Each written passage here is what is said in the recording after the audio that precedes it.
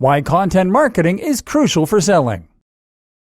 Content marketing doesn't only ensure greater loyalty and give you a big audience to sell to, though. It also gives you more impact and authority. Think about your favorite celebrity, someone that you really look up to, whose work you admire, and who you think has got their life together. Imagine if they recommend a certain item of clothing or a certain health supplement. Would you be more likely to buy it? The answer for the general population is a resounding yes. This is why the shoe that Under Armour designed with huge online influencer Dwayne Johnson was the fastest selling of 2017. The shoe, the Rock Delta, had the considerable advantage being recommended by someone with a huge audience and a huge amount of authority and trust within that community. The objective of content marketing is essentially to build that kind of trust and authority directly. Instead of working with an authority, you are going to become that authority. Take a look at someone like Tim Ferriss, Pat Flynn, or even Tony Robbins. These are people who offer value through their blogs and their videos, so that when they have something to sell, they have millions of people waiting to buy from them. Everything they release is a hit, which is because of the groundwork they put in at the start. The same goes for YouTube personality Elliot Hulse, or bodybuilding site tnation.com. These are sites with fans, not just readers. How content marketing creates fans and buyers. We've seen the basics of how content marketing works, but now let's dive into it in a little more detail.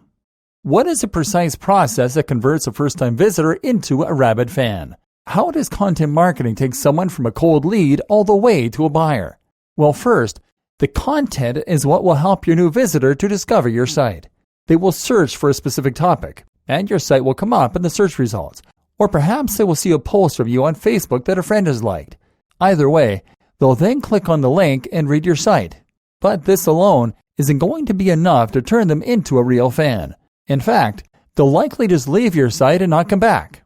They will probably scroll down the page so fast that they don't even see your logo, and then they'll just navigate away as soon as they're done. Days, weeks, or months will pass, and the same thing will happen a couple more times. By coincidence, they will end up on your site.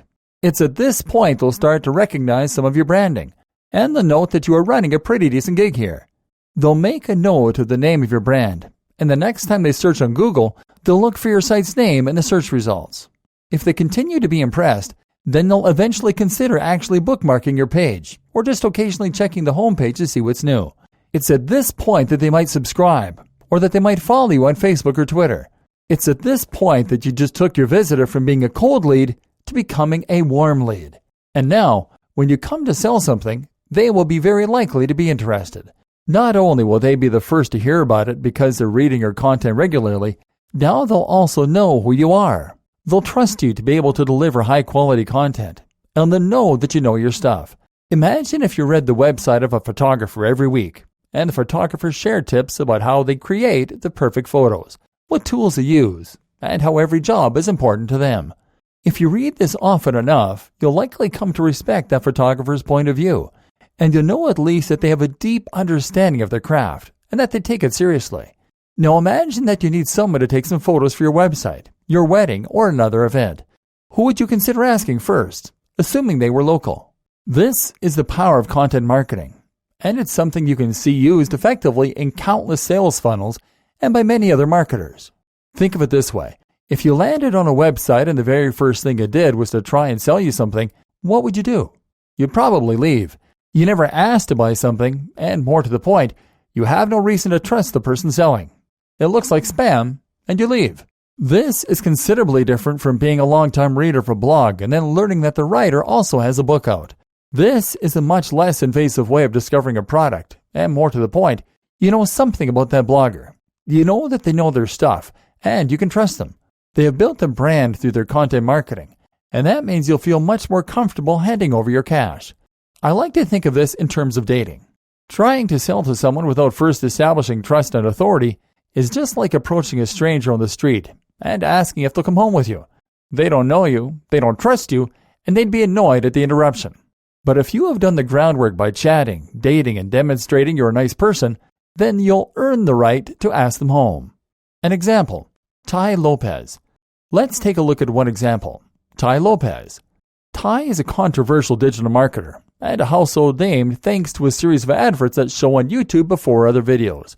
He is responsible for the "here in my garage" meme that has been doing the rounds online. And if you spend any time online, chances are you will have encountered him. While you might find Ty's in-your-face marketing strategies to be irritating, like most people do, the reality is that they work. We know they work. Otherwise, he wouldn't have been able to make so many using the profits from his previous videos. The success partly comes from how annoying the videos are. Ty is bragging about his sports cars and books, and his attempts at authenticity are so thinly veiled you can almost feel the slime. This is all part of his strategy, of course. As Trump showed us, no publicity is bad publicity. Being irritating and controversial gets people talking, and that is great for business. But what you can also learn from Ty is a pretty immaculate example of content marketing. Content marketing does not just mean blog posts. It also means videos, pictures, and really anything that can be considered content. The first video from Ty, then, is an example of content. This is the point at which a viewer is a cold lead. They didn't ask to be watching this, and they have no reason to want to stay tuned. The first thing Ty does, then, is to establish authority. He does this by showing off his cars, by referencing the fact that he gave a TED Talk, and by talking about money a fair amount. Now, the audience knows he knows his stuff. He shares some of his personal backstory too, in order to establish trust.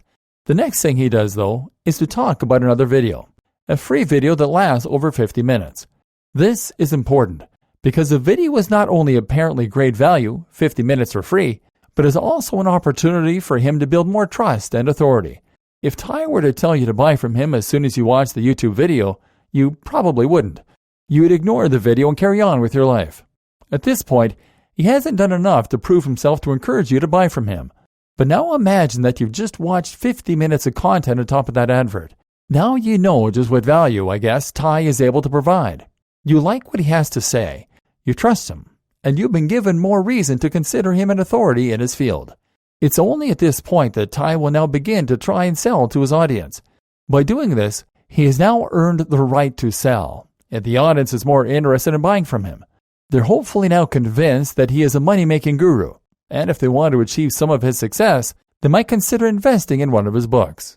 This is a typical sales funnel, which in turn is a system that is designed to take someone from the first encounter with a brand all the way to wanting to buy from the creator. A funnel will almost always start with something free, a free taster, and then encourage more and more engagement, right up until the point where it tries to make a sale. But this sales funnel, like all sales funnels, also relies heavily on content, making it an example of content marketing as well. If you want to build trust and generate sales from your own website or blog, then you need to mimic this process. And it starts with amazing content.